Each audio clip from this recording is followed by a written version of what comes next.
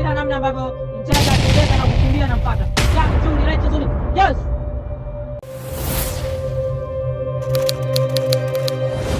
Sa huling laban ng Pinoy nitong December 26, 2024 para lumaban sa bakanting titulo ng WBO Global Flyweight title. Dito ay bitbit ni Fajardo ang kartadang 11 wins with 10 knockouts na may 2 talo at 2 tabla.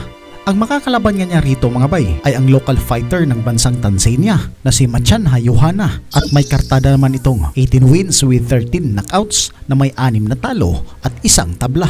Ang laban nga na ito mga bay ay nasa ilalim ng pamunuan ng Mafia Boxing Promotion. Pero bago pa man natin matunghayan ang kanilang bakbakan mga bay, ay huwag kalimutang pindutin ang like at subscribe button pati na rin ang notification bell para maging updated ka sa ating mga bagong videos. Sa pagtunog ng kampana mga bay ay sumugod nga agad rito si Mel Fajardo. Nagpakawala nga agad ito ng mga kaliwat kanang lambayog sa kalaban habang itong Tanzania naman ay kinukuha pa ang kanyang postura at galaw sa laban. Pambano lake la kwanza lilibondia 63 anatumia Kalauna naman mga bay ay sagutan na lang ng mga pag-atake ang dalawa nating mandirigma. Kuona kwamba hakuna mtu ambaye anajilinda zaidi.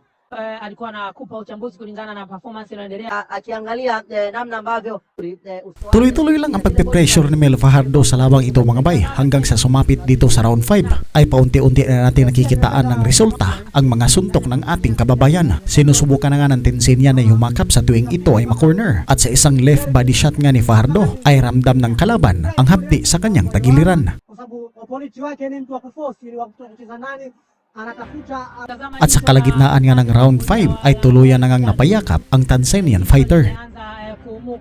Sa pagpapatuloy ng kanilang sagupaan sa segundong oras na natitira dito sa round 5 ay mas lalo pang pinaigting ni Fajardo ang kanyang opensa. Dito nga ay napanganga ang lahat ng masaksihan ng mga Tanzanian na ang kanilang ranked number 1 fighter ay di na malaman ang gagawin sa laban at tanging pagyakap ng mahigpit ang nagagawa na lang nito para pigilan si Fajardo. Yohana inabidi ajitahidi aweze kuscore na aweze kucheza kati ya ulingo, sio pembeni wala kushoto. na kuna kitu umekigundua kutoka kwa Mel Fajardo, anaona kama ndio time yake ya kufanya vitu kwa sababu hanggang sa 20 segundong natitirang oras dito sa round 5 ay nabalot ng katahimikan ang lahat nang bumagsak ang kanilang pambato sa lona. yes.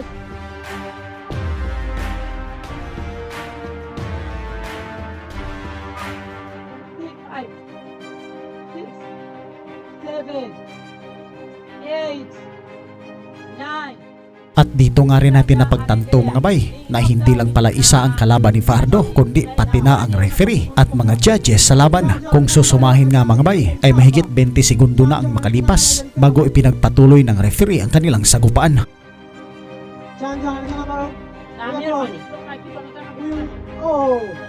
Mel Fajardo kuna kitu anataka kufanya.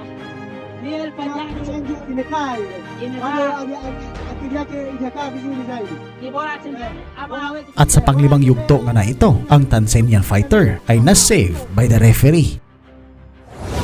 Kaya sa pagbubukas dito sa round 6 ay sinugod agad ni Fajardo itong Tanzanian para subukang pabagsakin ito sa laban. Mel Fajardo amebadilika. ya tano. Hamisi. Mel Fajardo amebadilika. Subalit, mas makapit pa sa linta itong Tanzanian fighter mga bay at kung makayakap nga ito sa Pinoy ay para bang miss na niya ito at ayaw bitawan. Lakini Mel Fajardo kama anaanza kwa namna ambavyo anacheza ni kama anaanza. Mwamuzi amemuuliza vipi, unaweza kuendelea huko vizuri? Anamwambia sawa, njoo tu box. Mel Fajardo anamkatia ringi, anapiga pakati. Sa pagpapatuloy ng unos ng mga suntok ni Fajardo ay biglang sumugod naman agad itong referee. Dito nga natin nakitaan mga bay ang sobrang napakamatulungin ng referee ng kalaban. Baada ya kumrudisha Yohana mchanja na pengine anahitaji kuweza kumaliza pambano mapema kabla hajafika raundi ya tatu.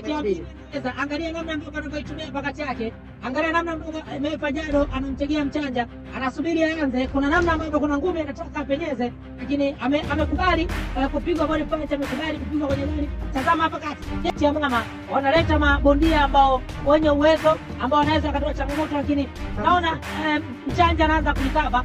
Jabu jingine imefika, jabu imefika, left hook imefika vizuri. Jabu na red tooth imefika. Yes. Mchanja ameruhusu mchanja ampige. Lakini akipiga yake na madhara. Mbona Jabu imefika? Ya, Melisha Jado anataka amalize kwamba anajua Yohana tayari kashamuhini, kwa anataka amalize. Laktaw na nga rin tayo dito sa round 10 mga bay, kung saan sa punto nga na ito ay may nakikita na tayong pamamaga sa ibabaw ng kanang mata ni Mel Fajardo. Resulta nga ito mga bay sa brawling ng dalawa sa mga nagdaang rounds. Kama ambavyo raundi mbili zilizopita alikuwa akipigana vile Juma Choki. Mchezo amebadilika, yaani anaonyesha Sa pag-iisang minutong oras dito sa round 10 mga bay ay muling bumagsak ang Tanzanian fighter, pero hindi ito tinawag na knockdown ng referee sapagkat isang slip daw ang nangyari. Para sa inyong palagay mga bay, tama nga bang nadulas lang itong kalaban? Kung saan sa anggulo nga ng referee ay nasa likod ito at hindi nakita ang suntok ni Fajardo.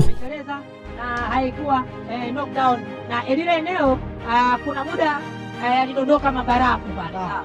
Kwa hiyo kuna majimaji.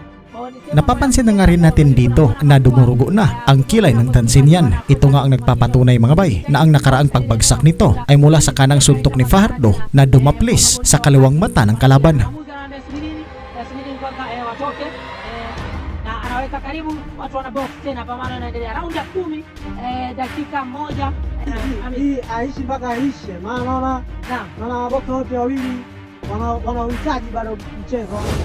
Laktaw na nga tayo dito sa round 12 mga bay sapagkat simula nga nang bumagsak itong Tanzanian doon sa round 5 at kung paano ipinakita ng referee ang kanyang pagmamalasakit sa kanilang local fighter ay talagang kinutuba na ako sa magiging resulta ng kanilang laban.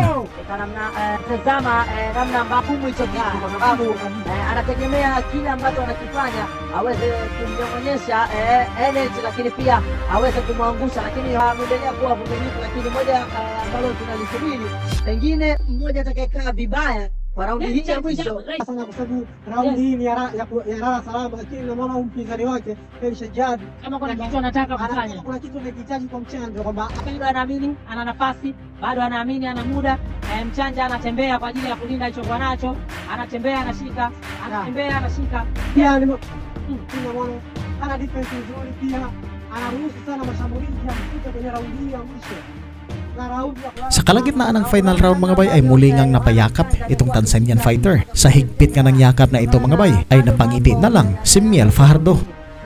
anachokifanya Mel Fajardo ni kuhakikisha anamaliza fight ili kuweza kuweka heshima, lakini hawana mchezo anahitaji kuweka heshima. Wote wamekuwa na kasi ya kushambuliana, lakini wote wamekuwa wakitumia akili katika kulinda. Hanggang sa mga huling segundo na nga lang ng oras mga bay ay walang tigil ang pang-aabala ng referee kay Mel Fajardo para i-distract ang ating pambato sa plano nitong pabagsakin ang pinakamamahal niyang kalaban. Saidi Chino naye atapanda kama nilivyokuambia Mfaume na fight imemalizika. Mel Fajardo anaonyesha kwamba Punta na nga tayo sa scorecard ng mga hurado mga bay sapagkat nagkasundo nga ang tatlong judge sa score na 116-111 at ang tatlo nga na ito ay pabor sa local fighter ng Tanzania. Daghang salamat mga bayanang sa dulo, hindi pa rin kayo bumibitaw. Nais ko pong malaman ang inyong reaksyon sa ating video. Pag-i-comment na po sa alta at babasahin po natin yan. Daghang salamat at sa Diyos ang lahat ng papuri.